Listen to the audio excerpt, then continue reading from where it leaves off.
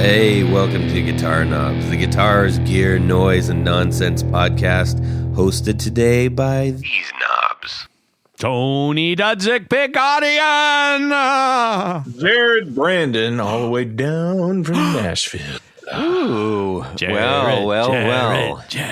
I'm back. Yes. Hey, everybody, it's me, Todd, Novak. Welcome to the Guitar Knobs podcast. We're thrilled to death you're still listening to our show. Yes, indeed. That's right. We've got a fun one for you tonight. Yes. Assuming it'll be fun for us, then it should transfer to you, I would imagine. Fun is fun. Yes. Our good buddy Jared is hanging out with us because we are going to be discussing we just went down to see him. Yes. And go to a bunch of guitar stuff. Yes. A whole lot. It was like a guitar weekend extravaganza. Yes, our lost weekend. Yes. It was awesome. It was a real fandango. Anyways, we're going to have some fun talking about that and lots of other good things. Jared, how are you doing down there?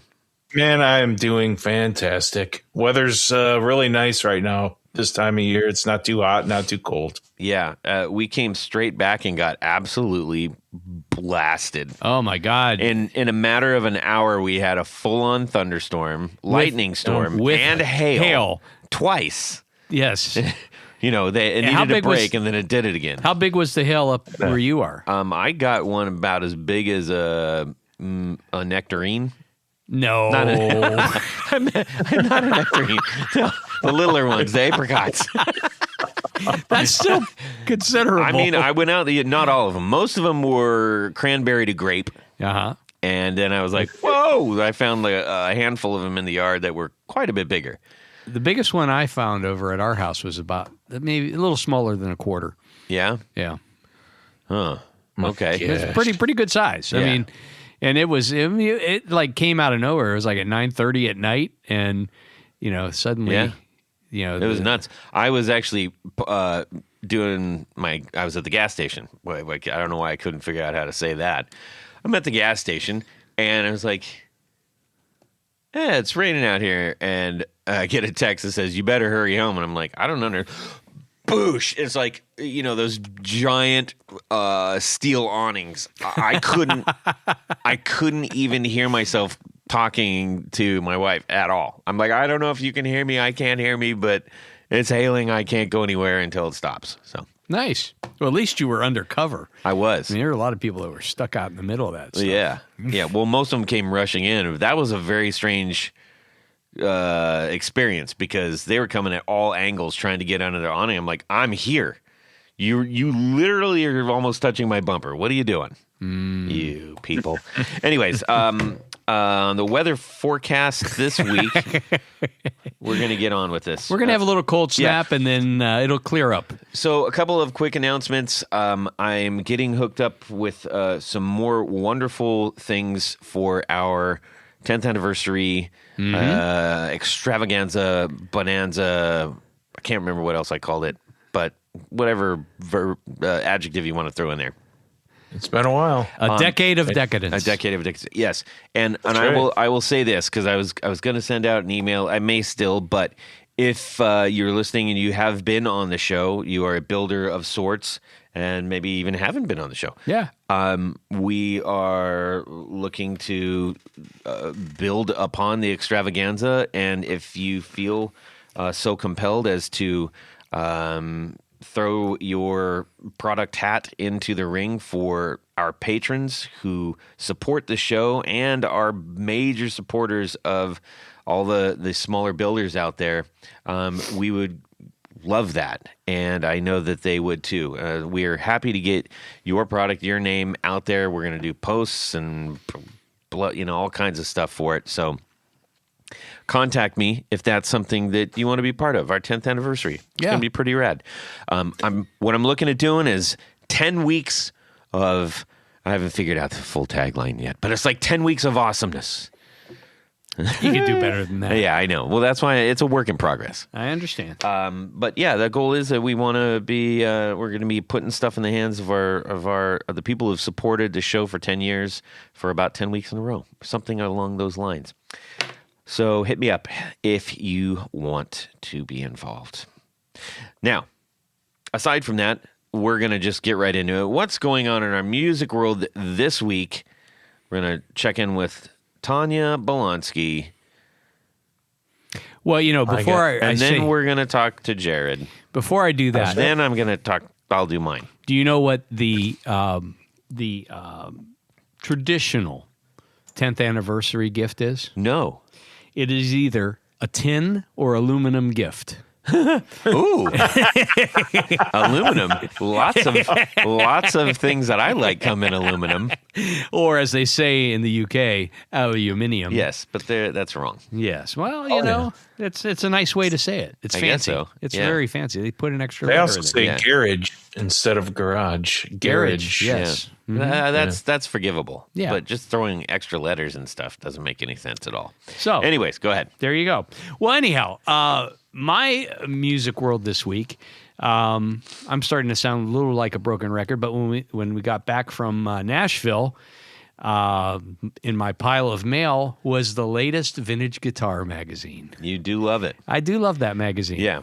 And this issue is really nice. They did a beautiful tribute to G&L. They talked about what happened last fall and basically how the company closed up shop and what have you. And but then they kind of went model by model and did kind of a profile of what those did. I mean, it's a really nice multi-page spread. So thanks to Vintage Guitar for putting that together, because there's some other books out there that are, they're okay, but I mean, maybe someday somebody will do a really nice one. So that's what I did. That's what I've been doing. I've been perusing my Vintage Guitar and reading and rereading all of the fun stuff about G&L. That is fantastic. Yes. Jared? Oh, of course, me. So during our weekend fun, we got to visit our good buddy Kevin Equitz. Yes. And we went up into his secret place lair. there. Yes, and we checked out some of his current guitars that he has and that he's built. And really great sounding guitars. They had many different boutique brands of pickups, and they all sounded just fantastic. And one guitar in particular, I was like, what is this thing? It was actually a 12-string baritone. And I was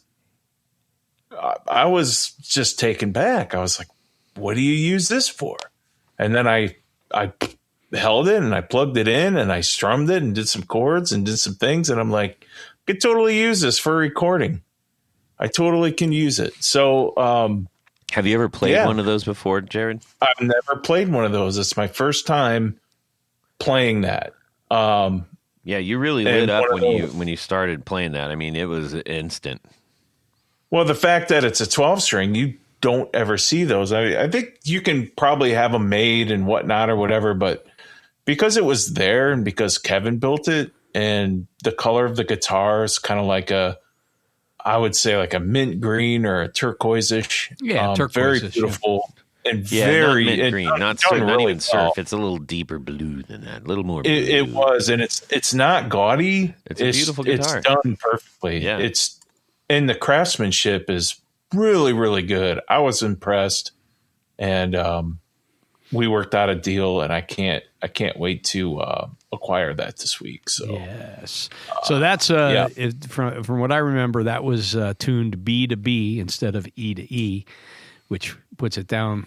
That's typical, I believe, isn't it? Yeah. Typically, most berries are set up. But it's a short scale baritone too. It was a shorter scale than normal. Not necessarily a full short, right? I think he said 28. I think that was the scale length, which is kind of in between a standard guitar length and a baritone, which are normally like 30 inches or something like that. Like 100 centimeters. I don't do metric. Sorry. But anyhow, yeah, that was a very cool guitar, and it's the thing that I really liked is he did the headstock like a Rickenbacker that has the opposing tuners and the slots in it. That was one of my favorite things about it. It didn't have this long, forever headstock, you know. Yeah.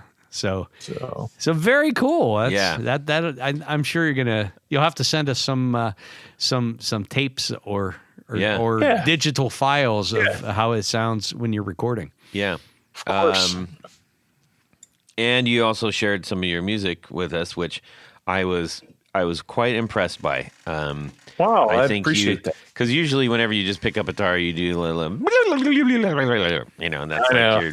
that's your go-to thing. But no, I hadn't really heard that side of your playing, and I was really impressed. Thank you, sir. Yeah. Yeah. What about you, Todd? What's going on in your musical world this week? I had several things show up in the mail, Yes. as we always have guests that are coming on and sending stuff. But there's something. I ordered a custom box from Footloose Effects, who's been on the show. We're going to have him back on the show probably at some point in the time in the near future. This thing is super awesome because he said, "What color do you want?" And I said, "Bruh." And he goes, "I gotcha." It's beautiful. It's called the Pepper Box, and it is. He did it in gold and black. The gold is glitter, Yeah. and the black is flat, Yeah, Matt. matte, not flat. Well, Why it did is he only flat. Why did he only send you one That's what you sock? call it flat. If you paint a car, you use flat. Why did not he Matt. only send you one sock? I don't know. That's all. Why I want to make. That's what you put the batteries in, and you ward off werewolves with. Well, you could fill it with quarters and use it as a defensive piece. Well, that's what the batteries are for. Smart. Yeah, a little more efficient than quarters. Cheaper. Not that I know. Anyway, so yeah, I saw it on Reverb, and I was like, "Whoa!" I love the design. He's so creative with the way that he does his art on these pedals, and I was just really stoked. And I said, "Hey, I'd love to grab one of these." It's a monster. It sounds awesome. It's super aggressive, but has loads of dynamic range. Yes. So it doesn't just sound like, "Hey, I'm turning on my super distortion and here we go," or whatever distortion you want to make super. What's interesting is I also have never heard the sound of what this is based on. It's based on the WEM, WEM. What do you remember what that stands for? I do, Todd. It stands for Watkins Electric Music. Ah, And they were a British company, and they had a number of things. They had a really cool logo, though. That was my favorite Yeah. part.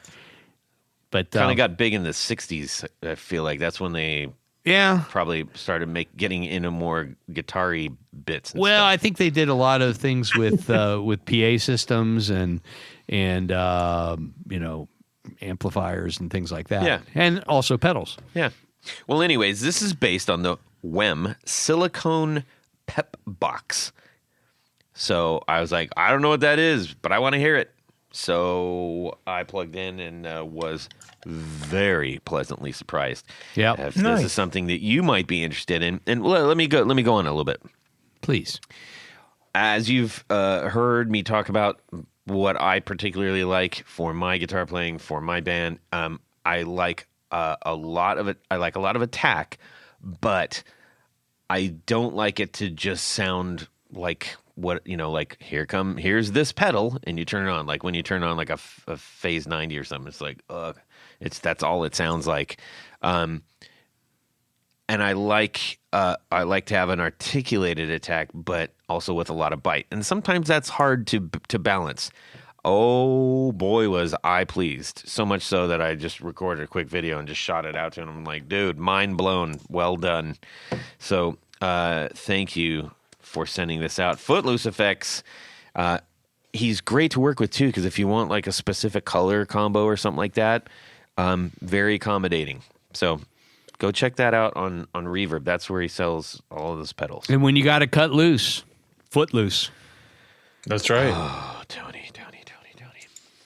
That was rough. I'll give it to you. That's fair.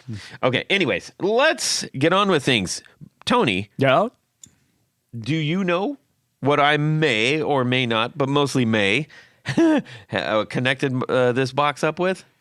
Um, That's right, Tony. Tour Gear designs patch cables. And I used the little 3-inch to 3-inch because they're all they're all top mounted, so I can do that. Boom, boom, but boom. I have one at the end that is side mounted, and for that I used the 4-inch S-shaped cable. Ooh. You know why Perfect. that's an S-shaped cable, Tony? Because you put it in the side and the top at the same time. Why won't you let me answer? I don't know. It's the bit. Anyways, where do we go? That's right. tourgeardesigns.com. You're going to go there. You're going to load up your cart. Load it up. And then you're going to go to the, you're going to Checkout. hit pay. You're going to hit checkout. That's going to pop up a box. What do you put in the thing, Tony? The guitar That's knobs. right. You put in the guitar knobs, all one word. All lowercase. Yes. And you're going to save 15%. 15%, you say? 15%. 15%. That's a lot. Yes, so thank you to Tour Gear for sponsoring our 4 on the floor that we're not doing today, but that's okay. But since we have Jared, can we at least have him do his bit? Yeah. Jared? Give me a little bit of this. That's not the bit. That's not the bit. Let me get a little bit of this. Okay, thanks, Jared. Moving on from that, we are going to get into What is the theme of this show? The theme of this show is the Nashville weekend. Lost weekend. Our lost Nashville Last weekend. Nashville weekend.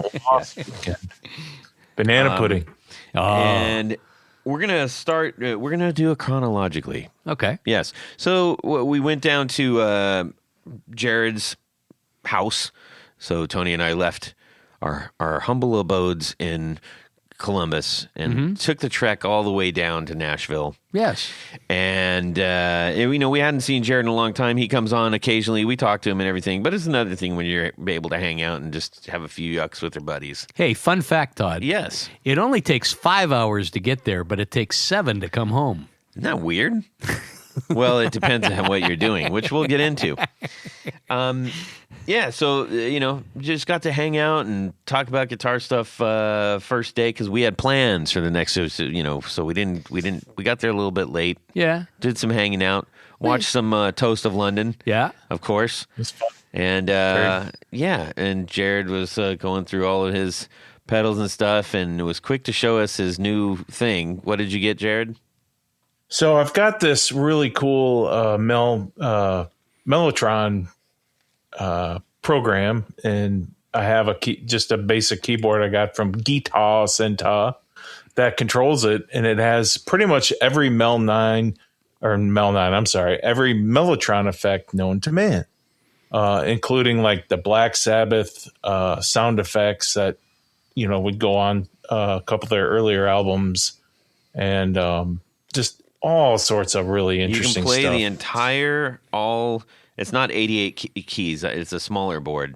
Very, Yeah, it's- but let's say there's 25 keys, but all 25 go, I. No, but that's funny. You're Yeah, actually and then limited the to other how one- many keys are on the originally because they don't have recordings for higher or lower keys. Yeah. So interesting fact. Then you can put in the program that just says, I love you all. Exactly. Yeah. Anyways, So that- we had some good times with that. That's with that. So yeah. Tony and I sat in our chairs because we were pretty tired and just listened to Jared go, oh, listen to this one. Listen to this one.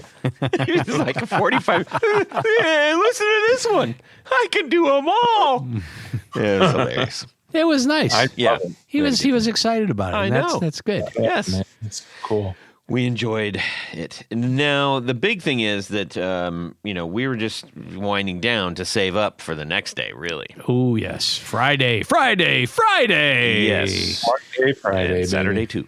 Friday, Yep. Jared went out of his way to hook something up for us. And this was pretty special. So, Jared, why don't you go ahead and tell us how things went? So Friday morning we have our coffee and do our Friday morning cackling, and then we all pile up in the old El Camino and we head on down to the the Gibson repair / pro. Well, it's called the Gibson Pro, but it's pickups, repair, and it's the mod shop. I like to call it the fun factory. That's right. It is a fun factory. Probably one of the more funner factories if you've been to the other. There's employees there building pickups, and I got to take them through every single, pickups workstation and go through the whole build and the whole process, which was, my time to shine. And we also went over to the repair side, which was really fun because there was some. Go ahead. I was going to say that was very convenient because I actually had a bound pickguard that I had to drop off for Gibson repair and restoration. And I got to meet in person. We've talked a number of times by email and phone. Andy, who heads up that division. And it was really nice to see. I mean, there are Put names to faces.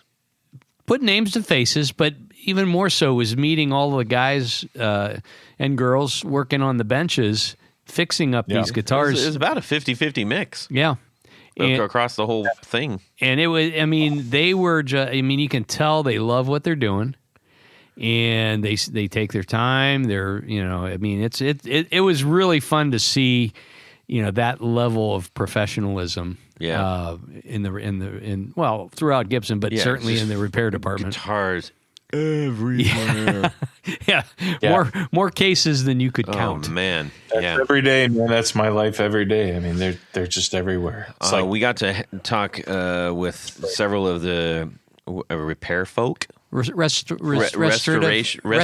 artists. Restoration artists. Yeah. And they were great to talk to. And, Tony probably won't say it, but the entire weekend, when he got introduced, they're like, oh, man, you're Picardian. Oh, my gosh, I've got so many questions for you. Yeah, you were like a little, I was the belle of the ball. Unsuspecting celebrity. Well, yeah, you were. Definitely were. I wouldn't go that far. Well, that says something when you walk into a place like Gibson and they're like, holy mackerel, I have questions for you. Yeah. That was impressive. That was fun. Yeah. Everybody there was really looking forward to coming down, and glad you did, and we had a really good time. Well, they were. That was me, not Todd, though. Yes, right? And then now there was one specifically where I was very, very enthralled. Yeah. Because of the artistic nature of this person's work. Jared, can you, without giving too many things away, can you elaborate a little bit on? Sure, I'd love to. So, this what we're talking about will be on an upcoming thing that Gibson's doing. So I'm not going to get into the specifics, but there was a celebrity's guitar that came through the repair because something happened to it. One, two, three. I'm not even going to tell you what happened to it, but obviously something happened to it. So we had to repair it, and it starts off with one gentleman that's very good at A, B, and C, and then it went to that's different one than of CNC. Everybody, just so you know, we're just using super lame terms. And the next went to one of our really good refinisher is Jill. She's a really, really, really good finisher at repair. She's one of the best. She's one of the painstaking. She's one of the top stuff. people. Yes, one of the top people at Gibson. She's like very humble. When you see when you see those videos of people restoring old masters paintings that have for museums. Seriously, it's that that level caliber. of artistry and patience and care. Yeah, she was painting stripes on the guitar. She was painting by hand. Stripes. Fire stripe. Fire stripes. Yes. Not pinstripes. No. It you could not tell where, at least to my eye, where the original wood was. Yeah. to what she was doing. And she says, well, I'm still not really happy with this. Yeah. It's just like, what are you talking about? Yeah. Yeah, we were like, "What? Where's the repair at? We don't even see it." Yeah. But it was that was I think that was actually one of the highlights of that day for me, just to see the work that she was doing. Yeah. And how painstaking it was. Yes, one of many that this is working on. Yeah, so then we scooted through there, met a few other people. Then we ran into a gentleman, kind of I want to say William H. Macy-ish. From Fargo, except way hipper and far younger. Yeah, but considerably younger. No, he was great, and we just had a very brief conversation with him, not knowing what was yet to come. Yes, but Jared, explain what he does. Mitch is a vintage nerd. He's just a vintage freak. He knows a lot about guitars, and he's usually down in the repair shop, and he's at HQ, which is headquarters. He's in the vault. He's everywhere. He is the head of our certified vintage program. So he's always, here and there, just managing that whole thing. We have So that's managing like intake of vintage guitars. And they get looked over at the finding them. I'm sure he does a lot of finding of things. Yep. Traveling to go check them out. Sort of like when you see the barn, those guys like they find the cars in the barns. Somebody calls them, they got an old Porsche in this here barn, and then they go out and they drive 1,000 miles to see this car that hasn't been touched in 60 years and whatever. Yeah, he's very methodical about it. It's very picky about what he buys. Yeah, and and the amount of knowledge that he has to have to hold down that job at Gibson is pretty special. Yeah, I would agree. Yeah, I'm honored to answer some of his pickup questions that he has now and again, but he's learned a lot about pickups just in the time that he was in that position. Yeah, so he's pretty impressive. Well, I thought that was kind of it, to be perfectly honest. I didn't know what we were doing on Friday. Yeah, me too. I had no idea. But we did head over then to a favorite place to eat tacos. Of course. You want to drop that name for Nashville's sake? Yeah, Urban Nectar Cantina. Yeah. Delish stuff. If you're anywhere near that area, you definitely got to eat there. Yeah. Really good. From there, we were off to... Yeah, we went on up to the Gibson garage. Ah, yes. Yes. Now, for those who don't know, and that's got to be almost nobody, but what is the Gibson garage, Jared? So that is Gibson's retail store. So there's more coming too. So there's one in London. Yep. And I believe there's more on the way. Not sure where. I don't want to give that up, but that's Gibson's retail store. You can go in there, and for an example, we have all of the Epiphone line in one spot. So you don't, it's thematic layout of a giant gift shop, essentially. It's like it's huge. Yeah. It's not just guitars. They got like all kinds of stuff in there. Yeah, and I think it also. There's a fair representation of the Gibson line, and then as you look up, there's a conveyor line that's probably holding almost every model out there. It's very impressive. Yeah. And if even if you just want to buy a T-shirt, you can go and get a T-shirt. There's a nice acoustic shop there. They have a set aside for acoustic guitars. Yeah. They have an area that features Kramer. Yeah, pedals and amps and all kinds of stuff. And what? So that is that a repair shop in there? Or is that just like a setup? That's like if you want to buy, said Gibson, and you want different tuners, different pickups, they'll do that for you. A lot of artists, they'll buy from the garage if they see something online, and they'll say, well, I want these pickups in it, or I want, yada yada. So, or I want it checked over. So that's basically what those guys do there. Now, do the mod shop guitars go in there, or are those just sold online? That's a good question. I don't know. I never really paid attention to that. That's a great question. I'd have to ask, but I would say there are some in there, but I could be wrong. I don't know. There's so many I just don't notice. I really don't. I've never really noticed. The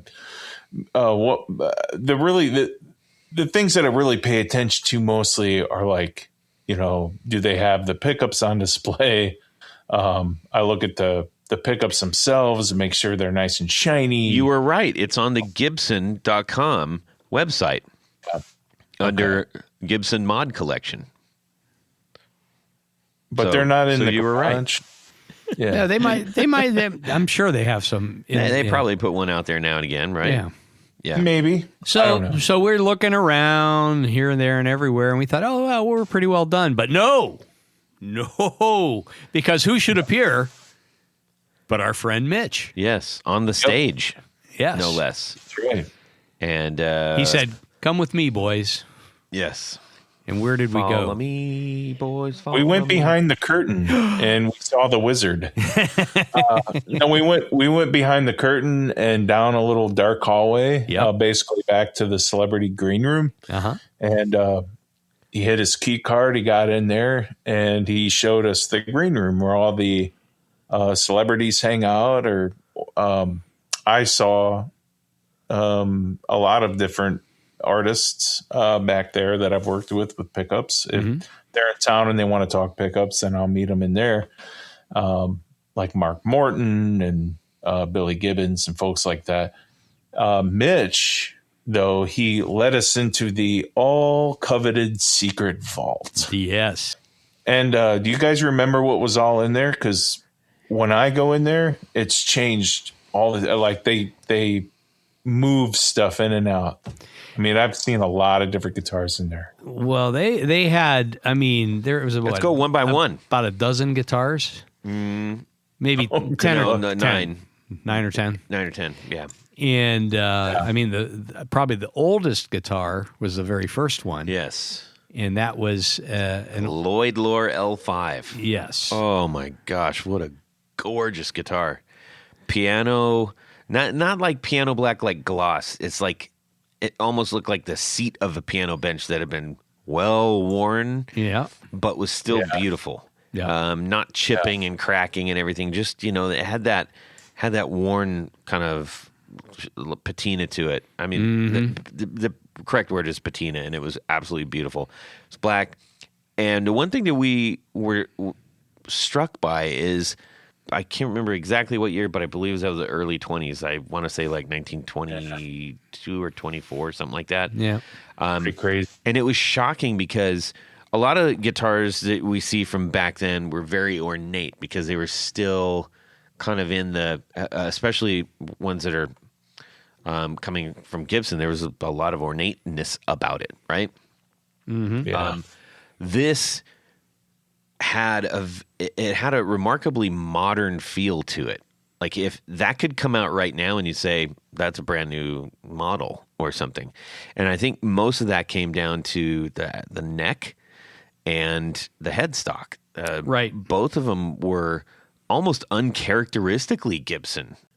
I think, it all, every single instrument kind of relates to each other with the design, mostly when it comes to the first Gibsons all the way up into the 50s even. And you see more of the relation on the acoustic guitars than the electrics, because the electrics were a pretty modern thing. Mm-hmm. So that's my thoughts on it anyway. Yeah. Yeah. It was really simple. It was no pickups. It was a jazz guitar. Yeah. And loud. And loud. And a beautiful pick guard on it. I mean, It was just really a stunning guitar. And the whole theme of this vault was the progression. I believe that it was called like the progression of loud. Yeah. That sounds what about he right. said, right? Yeah. Yes. Yeah. So next in line, That would have been, was that the SJ 200 or was that the AJ Advanced Jumbo? yes. It was the Advanced Jumbo. Yes. Jumbo. Yep. And that was, I mean, to me, that was a very modern guitar, but that one was also No, probably, the first one was a jumbo, and then the second was the advanced jumbo. Okay, so yeah. Yes. Super Jumbo or Jumbo. Yeah. At that time, it was just called a Jumbo. Yeah. And that's probably a very familiar, if you're familiar with Jumbo Gibsons, that one is like the classic cowboy guitar. Yeah. That has the floral pickguard and I mean, it's a big body guitar. Yeah, like a big giant number 8 without the small Yes. on the top. That is correct. Courtney Taylor of Dandy Warhol's famously favored the jumbo. Okay. Yeah. Very nice. A lot of those too were customized back then with people's names on, written down the fretboard. Yep. Mother of Pearl or whatever they used. Pretty cool. I think Gene Autry had an SJ or it's weird because sometimes they're just J's and sometimes it's SJ for Super Jumbo and Jumbo. Yeah. And it's, so the nomenclature changes over time. Yeah. But again, another very stunning. Beautiful. loud guitar. Very loud, very beautiful. The next one was the AJ with Advanced Jumbo. Yes. Which is more like, we would recognize it as like the, like a typical slope-shouldered dreadnought. Yeah. And again, all of these guitars that are in here are like prime examples of different yeah, the things. best of the best of the best. Yeah. Just, beautiful stuff. The pickguard, we were talking about the pickguards because, none of these things were crumbling or falling apart or anything. Right. All of them looked dang near brand new, but many of them were, that Lloyd Lord, that's a 100-year-old guitar. Yeah. And then the advanced jumbo, which it had a beautiful, what would you call that? That's a Fire stripe. fire stripe tortoise guard. Fire stripe tortoise guard. And a beautiful example of that. Like if that's probably like the example of that. Yeah. I would agree. And what was interesting is that wasn't gassed off or anything. And Tony, explain gassing off really quick. Well, it's what happens when celluloid nitrate basically Which is what they self-destructs. used to make them out of. Yeah, well, that's still available. I Yeah. still use it on some guards that I make. In fact, the one I dropped off at the repair department, that was a bound celluloid guard. Yeah. But what generally happens is it's called gassing off because it emits some noxious gas that actually will eat into initially like gold plating on pickups and any other metal parts, but eventually it'll actually eat into the guitar finish. Yeah. Which is not a great thing at all. It's like a very, very, very slow motion version of, when you see, when they're showing a film and all of a sudden the film kind of starts to burn. Yeah. And the bubbles and all that stuff. But this takes, tens, decades to happen. It's an interesting thing because we saw where it had basically started to burn into the case on one in the shop. Yeah. Remember? Yeah. Yeah. It really does. It's nasty stuff. And typically, people will put a guitar away that has a celluloid guard on it and they might not open it for a year. And when they do, they see something different. Yeah. And it's not good. And, it's one of the reasons why I don't, if you can avoid it, it's probably best not to store guitars in cases. Now, even if it doesn't actually bubble and squeak, when you see an older guitar that has a warped pick guard, that's essentially what's happening. It is. It's basically shrinking. Yes. Yeah. And it's, Yeah, but again, none of these guitars. I mean, there might have been a little warp on some of the guards, but that you could see, but not the deterioration that I see. I mean, this stuff literally eventually just crumbles. Yeah. Yeah, I mean, I've had to do many ripper bass pickups and all sorts of like I don't know. For some reason, the ripper and the grabber basses were widely victimized because of that. They just did a number on those guitars. Yeah. Well, I think on a lot of those they used the stuff like you'd find on Les Paul Juniors, the 070 plastic, and it's a big guard, and the more of the material, the more likely it's going to, either warp initially and or start to disintegrate. Tony was on the second wall. There's 3 walls. Okay, to the left was a black, 55 Les Paul Custom? It was. Yeah, I mean, look, when you're looking at some of these, you're like, okay, yeah, I've seen like loads of those. But the big thing for me for this one was it was absolutely pristine. He flipped it over. There's like no buckle rash. Yeah. And this is on a black guitar, but it had been played. There's and the provenance that came with it, the story about this guy in Sweden got it, and then so he had all the paperwork and everything, and the story about this, and that was one of the things that I appreciated about Mitch. That we talked about how important the importance of provenance with a guitar. Sometimes that can make it more valuable. Sometimes it doesn't affect it at all, but it could make a really interesting story.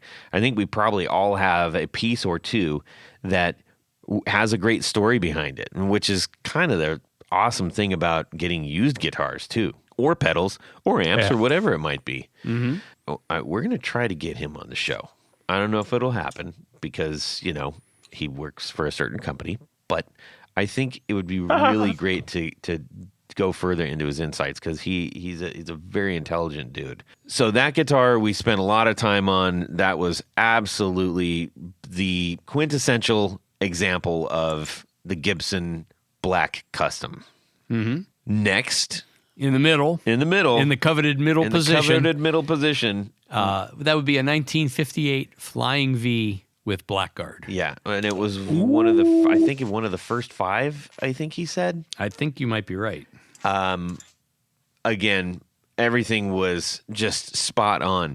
What was interesting, I found, I mean, look, he was telling us all the great stuff about the guitar, but Tony immediately pointed out, I feel like this guard might have been a replacement. And he's like, well, let's talk about this. And the cool thing, Mitch wasn't like, no, I blah, blah, blah, blah. He's like, oh, that's interesting. So we're always trying to find out what, they go over with whatever is more fine than a fine tooth comb, but sometimes you don't have the answers, it sounds like, and that's what he was telling us. Well, it just looked a little too thick to me. It did look a little too thick. And then you pointed out the pickup ring, or sorry, not the jack ring. Yeah, that didn't match. That was very thin. It was a very, very, very thin 3-ply. And then he's like, 4-ply. It was a very, very thin 4-ply. And sorry. No, you're fine. I get into the minutia. Yeah. And I mean, it was markedly different. And he's like, wow, okay. Yeah. I'll have to dig into this a little bit more. That's not going to hurt the value of the guitar. That is one very expensive guitar. No, I mean, assuming everything else is original on it. Yeah. It's $500,000. I mean, maybe 750,000. I don't know. Yeah. It's an incredible guitar. Yeah. And here, the crazy thing, so these things reside in like these framed cases on the wall. Lit.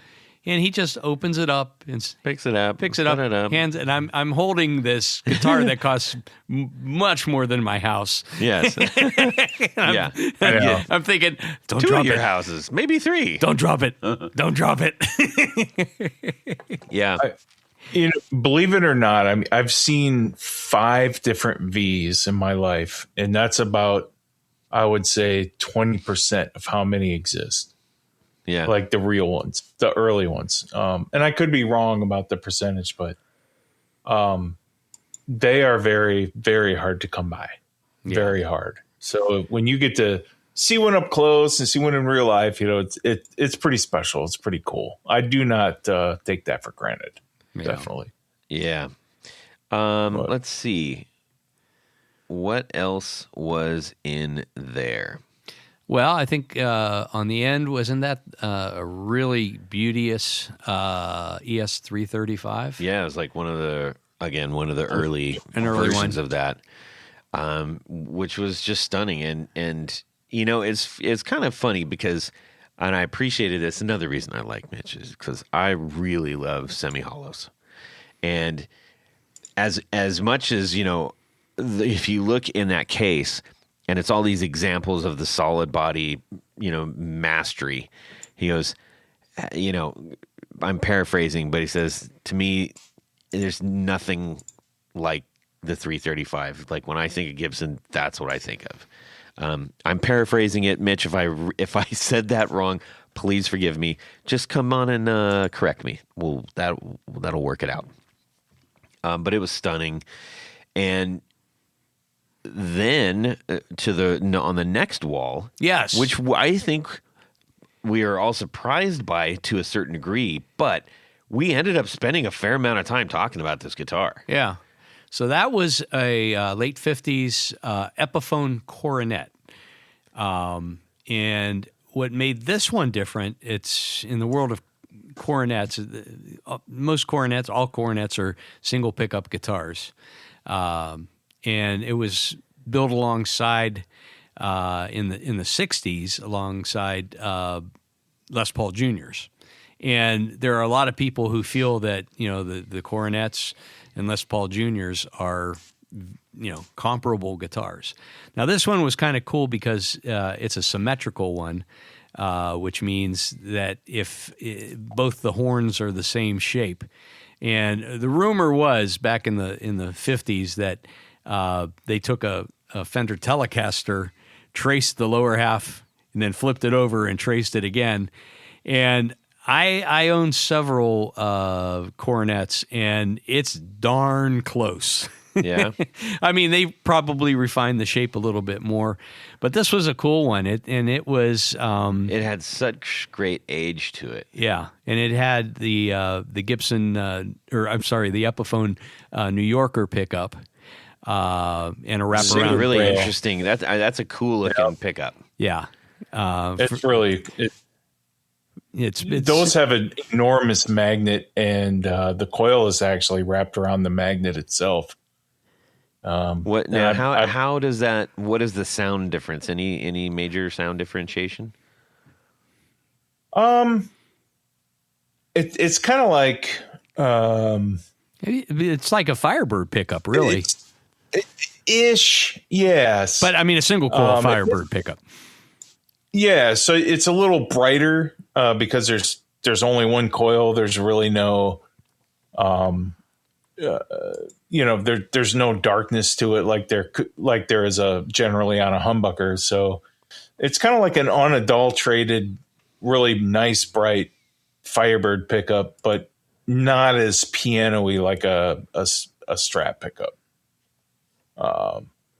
But they have their own unique sounds, and Curtis Novak makes a really good copy of that pickup. Yeah.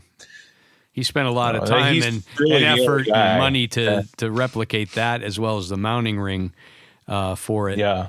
And he does all. He did a good job. Now, was that a Bakelite, or was that like a plastic? Because I know that it's like plastic ends that were probably white at some time, but at this point they were always kind of creamy. It might be butyrite. What would you think, Jared? Yeah, I think they seem to be a lot harder than butyrite. I couldn't tell you, but it just feels it doesn't feel soft like butyrite. That's all I can tell you. Okay. Other than that, I don't know. I wish I did, and I may not sound like a good expert not knowing, but that question barely ever There's gets asked. probably in the not world of too many of pickups. those floating around these days either. No. Now, there were a couple other things that struck me very interesting about this particular guitar. First of all, it honestly, again, it looks like something that you'd go to, a local indie show and, like a punk rock band would be playing, because it was a single bridge pickup. And it was like made for attack. It's what it looks like. It was black because, black guitars. And it also came in at probably, 9.5 pounds? It was 10 pounds maybe? It was surprisingly heavy. That was dang near a 10-pound guitar for sure. Yeah. It was shockingly heavy. Yeah. And I loved the actual knobs. The knobs, what would you call it? What would we call these knobs? They were like faceted like the bottom of a flattened out bottom of like a diamond. They were typical knobs that you would find on vintage Epiphone guitars. Yeah. In particular, I noticed these tiny. I was like, wait, what is this? And they were really, really small, but they were like almost like boot nails. Like little tiny hobnail kind of things, little brass tacks that marked where the high point was. I'm assuming the high point of the knob, full open, and they were gold. And I said, "Oh my goodness, I think I might have to put this on a couple of my guitars. I might quote ruin my guitar, but I don't care because they were cool." I'm totally doing that. All right. I wonder if you could find some repops of those. Somebody's got to make those. Oh, you know what I mean? Yeah, they were, probably in the 50s. Those were probably just run down to the hardware store and buy a box of nails. I've seen a lot of them on like Dan Electro, like the ones that come in the box with the amp and everything. Mm-hmm. That's what it reminded me of. They were kind of a little bit larger, maybe about almost bigger than a quarter. Mm-hmm. And kind of flat, but with facets on them. Very cool stuff. Yeah. Next in line. That would be the Trini Lopez prototype. Yes. Now, not the Dave Grohl one. This is the old school big box well, one. there were two versions of Trini Lopez models. Yes. The initial one that they made is a fat body. Fat body. That is, I think, officially termed the Trini Lopez Deluxe. Trini Lopez Deluxe. The one that Grohl likes is the Trini Lopez skip that anyway. Standard. Stay on this. But anyhow, this is the big pointy horns. Fat body jazz box. So cool. 6-in-line headstock with banjo tuners like a Firebird. Yes. And diamond. Well, diamond F-holes, of course, you got to have that. Yeah. And the weird squiggly guard. Yeah. And I don't like that. Narrow space humbucker in the neck position. There you go. Yeah. That was a pretty stunning piece of work right there. Yeah. They must have decided that the banjo tuners were too expensive because the production models did not have they went to standard tuners after that. But they're now for those that may not know what a banjo tuner is, can you? So imagine a Firebird, Gibson Firebird, and these are literally banjo tuners. So it's a geared tuner that has the post sticks out the back of the headstock instead of coming down and around. So you're literally, you don't see the top of the tuner or the machine, the head of the tuner. You only see what's poking through the headstock. Yeah. So it's a really cool, streamlined look. Heavier, a bit more cumbersome, wouldn't you say? And expensive. They wouldn't are you say? Dreadfully expensive. Dreadfully expensive, wouldn't you say? And probably even back then they were dreadfully expensive. Yeah. But they're really cool. And to see it on that prototype was something very special. Yeah. And then the last guitar in line. So fans of Pawn Stars might remember this one. This was Mary Ford's triple pickup 1961 Les Paul SG. It's all white, 3 pickups. crazy cool instrument. And Gibson, it found its way back to Gibson after all those years. But yeah, it's kind of weird to see it without covers. Yeah, because it almost looks like a joke guitar without covers. I got it because it's just 6 pickups. Yeah, it's 3 humbuckers, but yeah. it's just like, geez, that's a giant block of They're all cramped pickups. in there. Yeah, I think it does look better with the gold covers. I mean, but that's the way that it is right now. Yeah. Somebody at some point took the covers off. Maybe they wanted to brighten the Probably sound up less. a little bit. Yeah. Yeah. Yeah, that was pretty special. Lovely color on it for sure. I mean, that white was. It's weird to say that white was so great looking, but it was because it was aged, Creamy licious.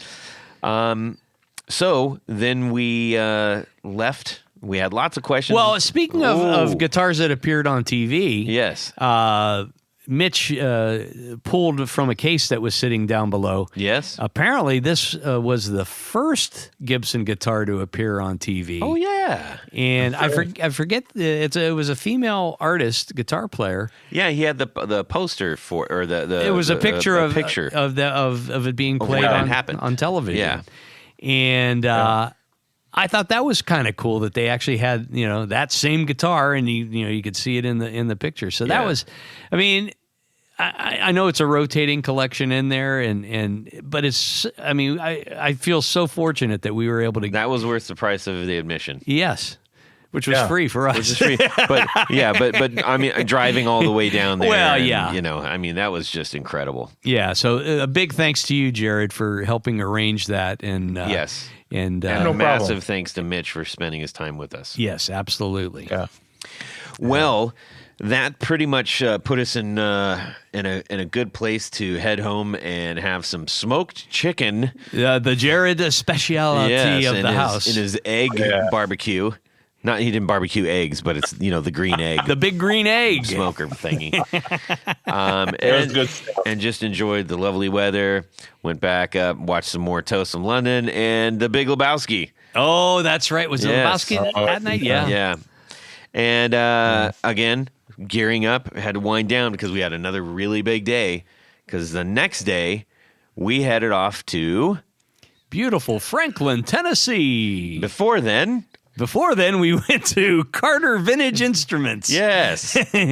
And specifically, no, not specifically, but maybe accidentally, you guys tried to sell your guitars there?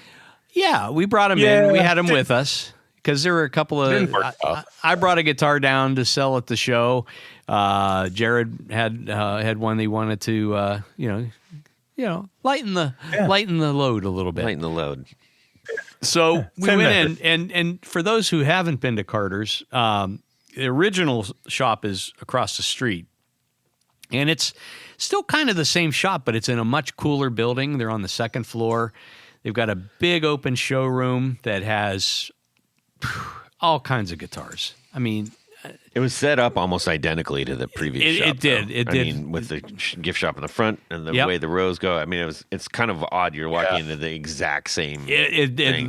looked but very it had much. a whole other room. Yeah, there was a separate room for vintage and rare, and they had some really cool stuff. More. Yeah, I mean, there was some pretty rare bits in there. Now, the one thing that surprised me, and I suppose they have this stuff, but you have to maybe flash $100 bills or something. Yeah. Is I didn't see any super high end instruments there.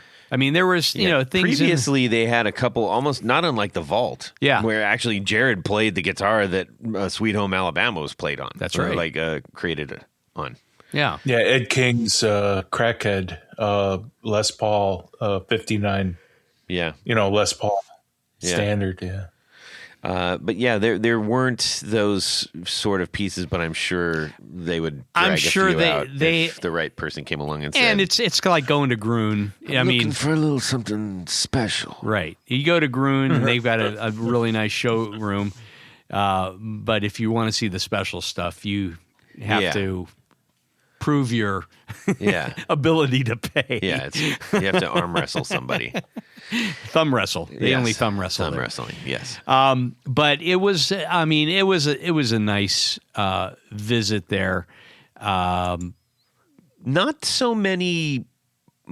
There are unique guitars, but I would say predominantly of production names that we're very, very, very familiar with. Yeah, they had some oddballs in there too. Yeah, a few. But I think the best thing about Actually, they had a cower in there. they did have one. Yeah, That's right. So we got cool. to pick that up. That was cool. But the cool thing about Carter's is you're invited to pick something up and play it. Yeah. You don't feel like you're Yeah, walking you can into go a into the museum. rooms and hook up and plug in. And Yep. It's pretty cool. Yeah. Yeah, it's like going in there. When you go in there, you get like a very nice, calm reaction from the employees. They're not trying to sell you 100 things, and it has kind of the same vibe as the other store. It's just kind of like a refresh. However, like the building's still old and ornate, and it's very welcoming and warm. It's a good store. Yeah. Yeah, indeed. Now, whilst and at the same time we were waiting for some feedback on the thing, we had an incredible lunch at Maze via delete. I can never remember. That's pretty close. Maze. Maze via Delita.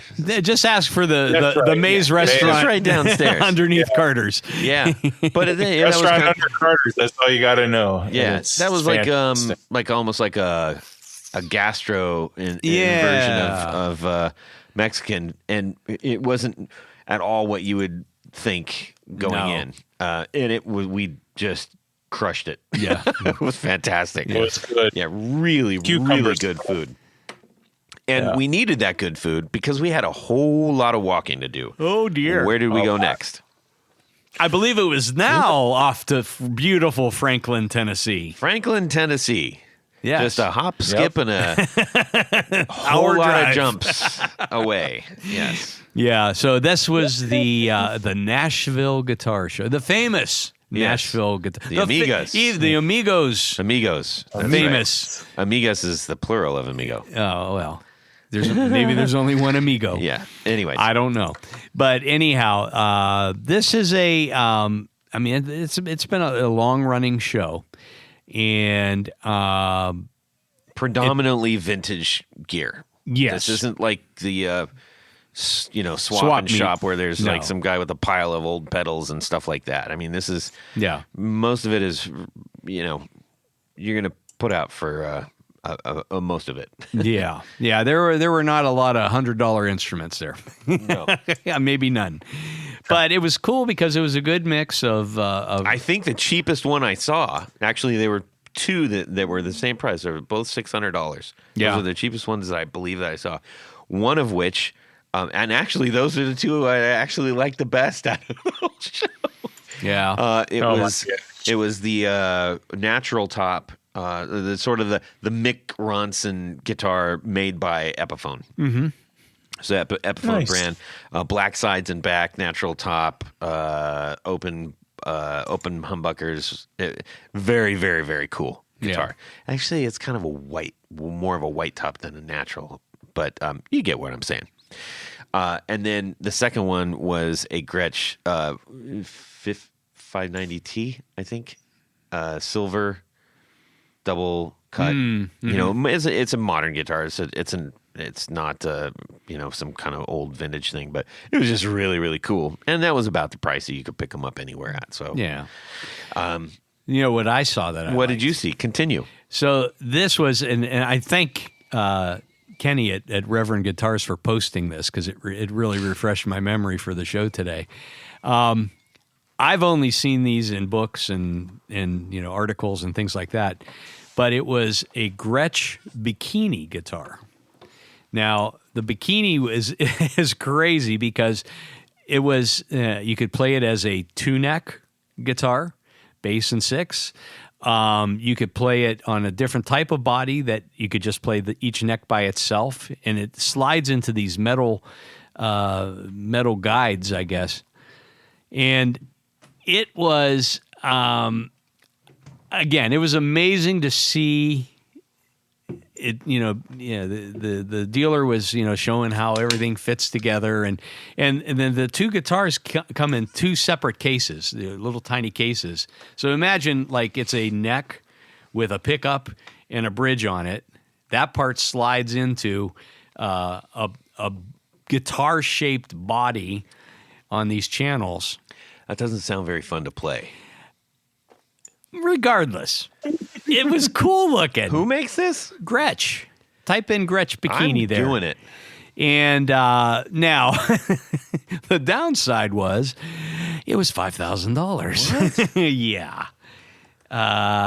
And it... that is weird. Yeah. Now, okay, so what you're seeing there is that basically that you see the metal rails there. That's what the neck bridge assembly slides into.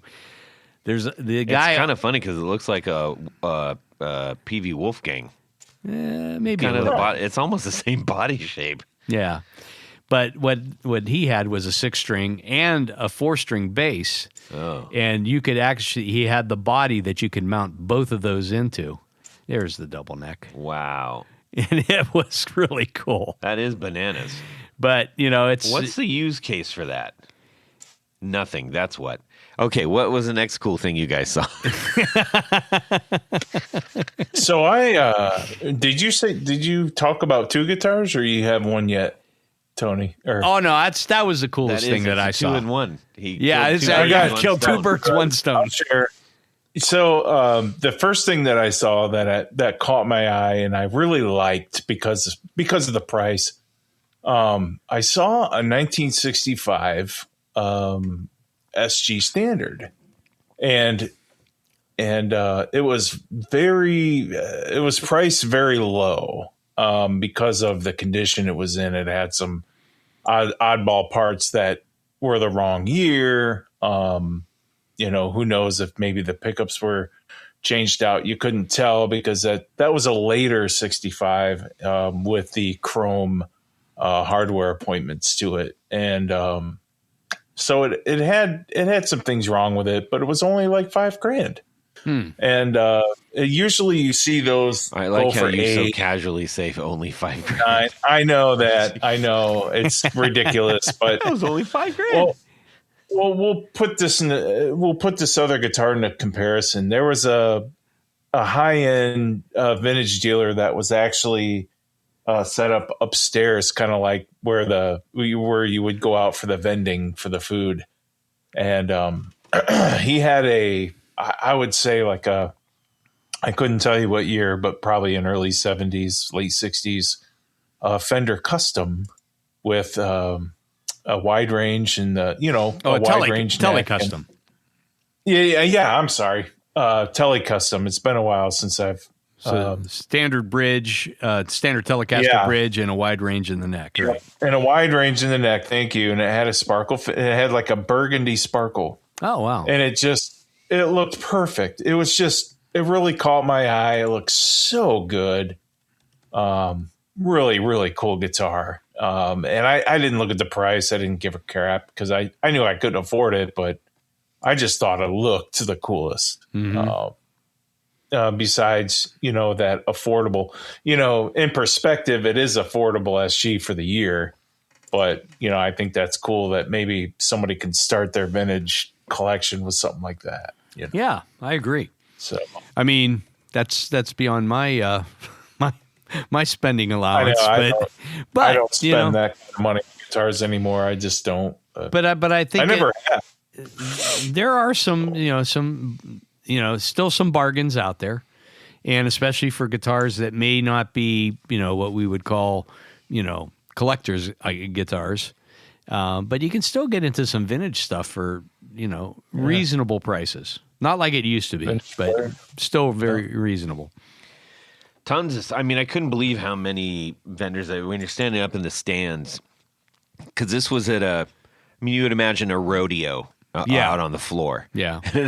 It felt like we were walking on a rodeo floor. It was It's like, a whoa. fairgrounds. A facility is a fairgrounds. Yeah. So imagine you're in one of those things, but the entire bottom and the top ring around was all vendors. Really, I mean, just tons of beautiful guitars and loads of vintage pedals. I was really surprised at the amount of high quality and very rare vintage pedals. I mean, some of these guys had, as many guitars back there, or like, I guess this one's like, 5, 10,000, 15,000. It's like some of these people's tables that just had a whole bunch of old color sound stuff. And you pointed out that there was an Ecolette there. Yeah, there's an Ecolette. But I mean, man, some of these tables, I was like doing the math. I was like, goodness sakes, there's like 20 grand on this table for sure. Yeah. So, yeah, pretty neato stuff. And we did see Ken from Reverend, who's probably gonna be on the show again. Yes. Pretty soon. Yes. Yeah. We spent some time with him and ran into some other friends too, which was nice. Saw Fellows and Nuclear Audio, who had been on the show with that really cool pedal of his, and he's doing a V2 with the red knobs. So be on the lookout for that. Very useful piece of gear there. Oh, by the way, while you wandered off, Jared introduced me to Tom Murphy. Yeah. Wait, like the? Yes. Tom Murphy. Why didn't you guys tell me? Because you were off gallivanting. I wandered on. Well, man. That's what happens. Next time you're down here, I see him all the time, Todd. Next time you come down, I was tired of walking. Yes. But we had to muster ourselves back into the car because we're headed over to beautiful Clarksville, Tennessee. Tennessee. No. Oh, Spring Hill.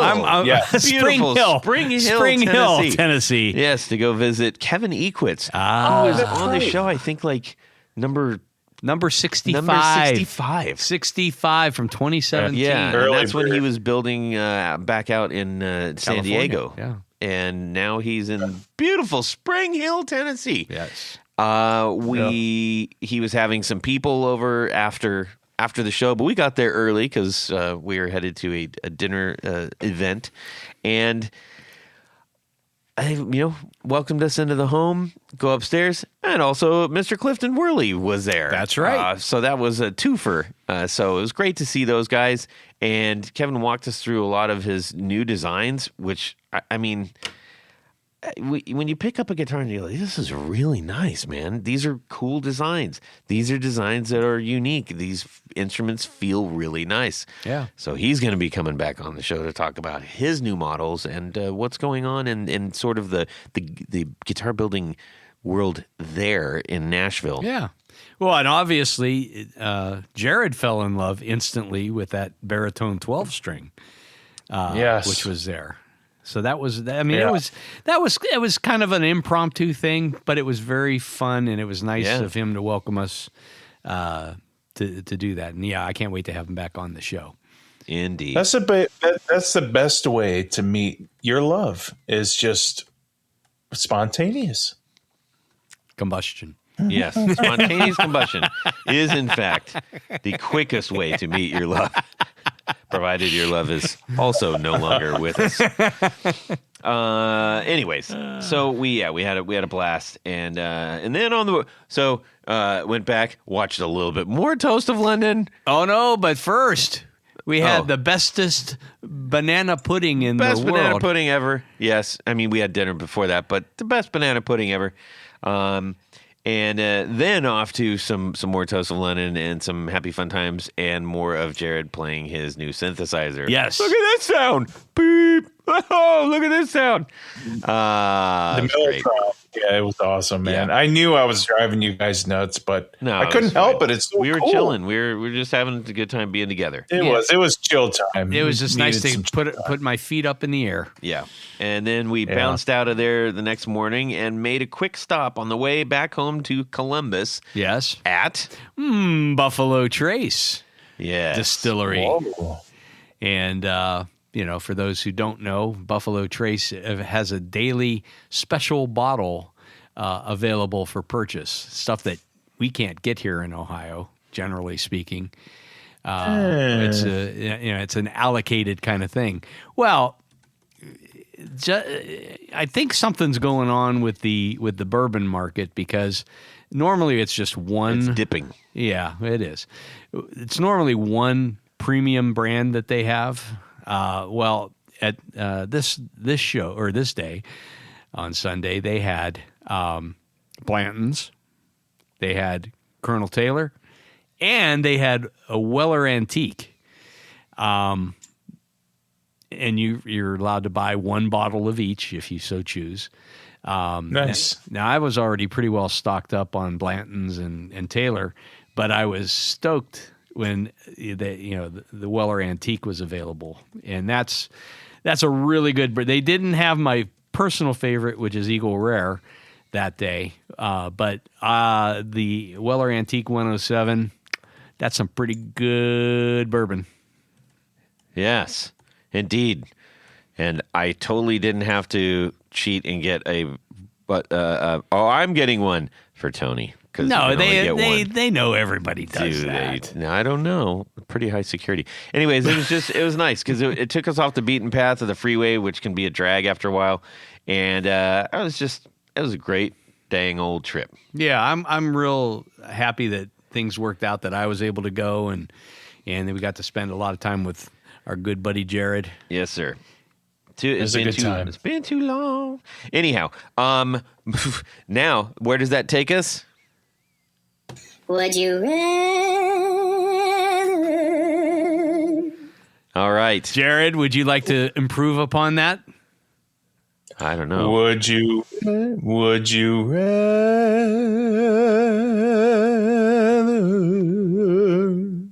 Very nice. Now, can The you human run, Leslie. Can you run it through the Mellotron? Yeah.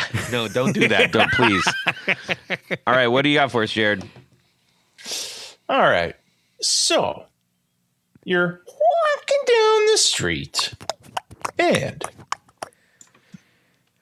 you stumble across this place called the Gibson Garage because you're in Nashville. Yes. And you walk inside and you see good old Mitch in there. Mitch!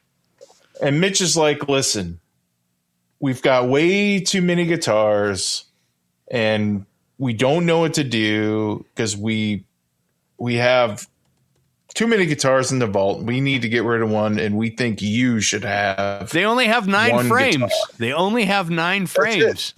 And they've That's got all they have. hundreds of guitars they want to put in those frames. That's right. But Mitch invites you in the vault, and he's got the 1955 Gibson Custom with the staple pickup. It's in immaculate condition, one of the best collector conditions you'll ever see. Mm-hmm. And he also has the original Mary Ford 1961 white Les Paul Custom that belonged to the one and only.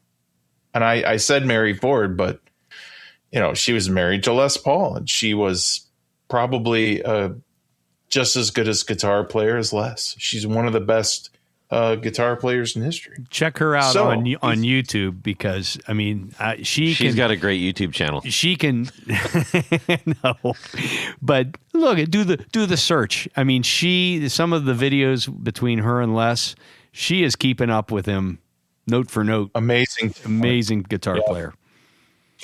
So he says, listen, you can have one or the other. Just pick one or the other. And I won't say anything. You can just walk out the back and I'll cover for you. Which one are you going to take, man? Which one do you take? Which would you rather? All right. That's exactly it.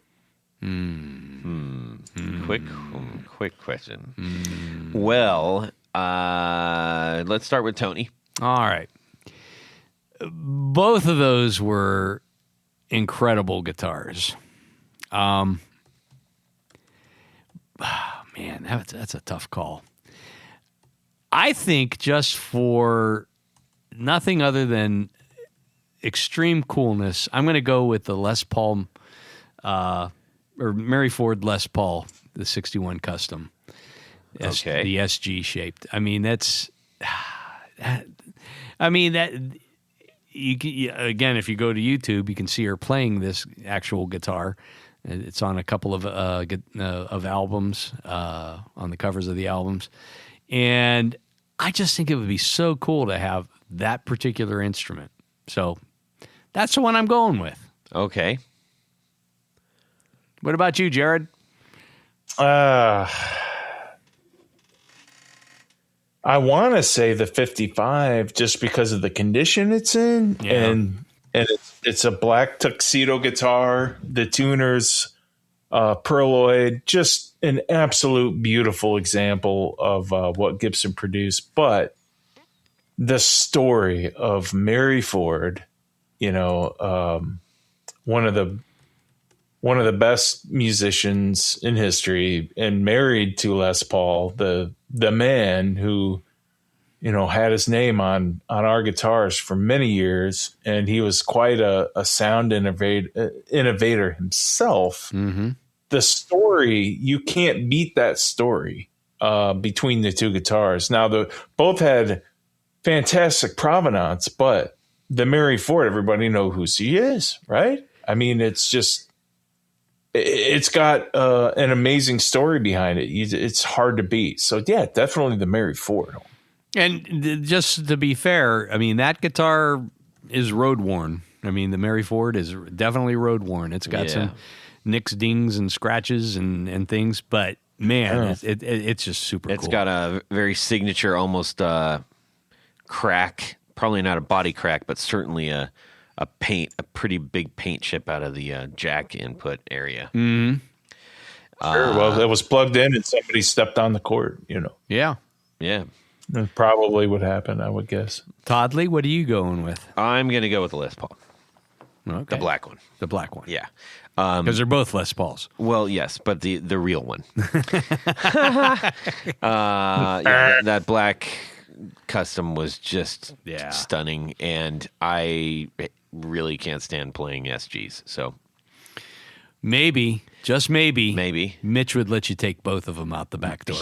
Maybe, yes, maybe. But that was a good one. Thank you, Tony and Jared, for coming up with that beautiful, lovely thing. Well, it all comes full circle to what we were talking about now, doesn't it? Certainly does, Ollie. Now we got a few people to thank. Oh, we do, Todd. At this point of the show, there's a special group of people we love to thank. These are our executive producers. Now, an executive producer helps make this show possible. How do you become one? I got an idea. Head over to patreon.com/the Guitar Knobs. Check out a couple different ways in which you can become a sponsor, a friend, a hero of the podcast. Each level comes with some very nice thank you gifts and opportunities to win great stuff. And did I mention this is our 10th anniversary? And we've got some crazy fun stuff coming up to help celebrate. So we'll be announcing all of it shortly. Oh, we will? I want to announce it right now. No. Oh, too soon. Party pooper. So anyhow, in addition to all that great stuff, I am told that there is one thing more. What would that be? Well, of course, you get to have your name read on the thing. Yes. Yes, your name read on the thing. And that's what I'm going to do right now. So special thanks to these executive producers: Anthony Lathrop, Brett Hogarth, Cameron Pampas, Darren Gregory, Don Kloss, Elad Mizrahi, James Bell, James White, John Esterly from Rare Buzzer Effects, John Sebastian, John Halverson, Justin Jones, Ken Sayers, Michael Senchuk, Mike Davenport, Owen Eads, Plutone, Ralph Gottschalk from Wonderful Audio Technology. What?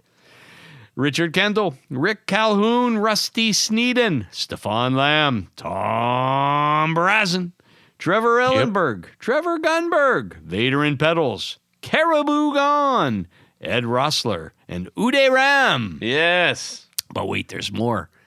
Because there's a special group of executive producers. We call them our Grand Poobahs.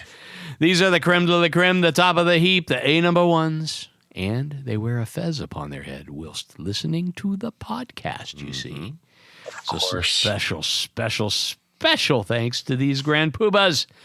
Anthony Jamalero, Billy Spitfire Unlimited, Bob Crouch, Brian Robison, Cody Foster, David Kaminga, David Tyndall, Enrico Fernando, Fox Hill Studio, Gregory Randall, Hex Matos, John Williams, Martin Cliff, Matt Hart, Michael Van Zant, Michio Murakishi, Moon Guitars, Pedro Vasquez, Sam Jett, Steve Keys, James Pennington, Zach Oswald from Brandon Wound Pickups. That's my guy. Yes, Jonathan Labadie from M2 Labs. I got it right this time. Ty Barnes, James Castellano, and Kenny Howe. Yes, indeed. Thank you. Thank you. Yes, thank you. Thank you all so very much. And, you know, I'm saying thank you now, but the things that we're putting together are to give back as much as we possibly can, you know, in thanks to you all, from way back to all the way to right now. So, Jared, where can you point people to see the things that you do and love? This might actually include some of the things that you make at the place that you are at. Oh yeah, you could just go to the Gibson website and look at all the Gibson pickups, and that's mainly me, and I some of the stuff that goes into USA and custom and Epiphone as well. I've had a hand in, and Nice. Jim DeCola does a lot of that too. So I don't want to take away from him. But if you want to, you know, send me a message and maybe you have some questions about some Gibson things, jared.allen.brandon. Find me on Instagram. That's me. Thanks, Jared. Okay. Tony, Oh, thank you. Thanks. I pointed at you. I don't respond to pointing, Ugh. you see. Yes, Todd, you can head over to pickguardian.com. Check out the stuff that I do. What do I do? I make custom pick guards for guitars. How do you get one? You shoot me an email. You let me know what you need, what you're trying to do, all the particulars. I can probably offer you some good advice, too, if need be. As Todd likes to say, it's your opportunity to make your guitar even more yours. That is correct, Mundo. All right, you can shoot me a message on Instagram at Guitar Knobs. We'd love to hear from you. Tell us what you are into playing. Tell us the kind of gear that you're playing. Give us some would you rathers. Say hello. Make fun of Tony and or Jared. No, don't And I will forget pass Todd. that along. And you can make fun of me too if you want. Anyways, we'd love to connect with you. Truly, we can't tell you how many great conversations and connections we've built just through that conduit alone. So we welcome it. All right, everybody. Hope you enjoyed the show. Stay positive. Keep thinking the good thoughts. Yeah. Have a fantastic Guitar Week and subscribe. Yeah. Nothing. Here comes nothing. I'm going to show you a big fat nothing. Hey, what do you got? I got nothing. That's what I thought you'd say, because I got nothing. That means to say she. Jared, did your loves wife me. figure? Did she find the upper decker? I don't know what you're talking about. Really? Tell him what an upper decker is, Jared. When you take a dump inside the top part of the toilet. Oh, that's just stinky. That's terrible. Who would do that? Who would do a thing like that? Todd would. No. Not in the same one I already did it in. Not twice. Yeah. Found my way downstairs and drank a cup. Looking up, I noticed I was late. Can't hear Jared. Hold on, Jared. Jared. Okay, Jared. Jared, we can't hear you. Jared. Jared, we can't hear you. Now Jared, are you there? I want to do the regular would you rather. Don't do that sped up bullshit. Help, we're on fire. There's a fire. Sounds like potato chips. John Wayne was... He had a size 5 shoe. He had a very, very small shoe. Oh, Yeah, what they I say. actually stood on his shoe steps. They were teeny tiny. Really? Yes. He couldn't have had a size 5 shoe. He had a very small shoe. Thoughts, Jared? Yeah, That's a 9. Well, there's a big difference between a 9 pretty and small. I agree it's small, but it's not a size 5. Okay, now do the other He was question. 6'4", 225 with a size 9 shoe. That's small. That's a tipping Pretty hazard. small. Yeah, That's- and he was up on his heels his whole life. That's why he was walking like this. I'm getting nowhere fast, it sure feels like. Pilgrim. Jared makes really good smoked chicken. Should we announce that?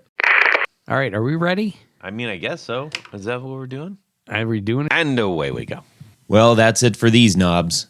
Please visit our Patreon page at patreon.com/The Guitar Knobs. Visit our website at theguitarknobs.com for all of our past episodes, 4 on the Floor blog, and other good stuff. You can connect with us on social too at our Facebook page and share your gear and stories on our Facebook group. Also, be sure to check out our Instagram at Guitar Knobs. Catch you next time.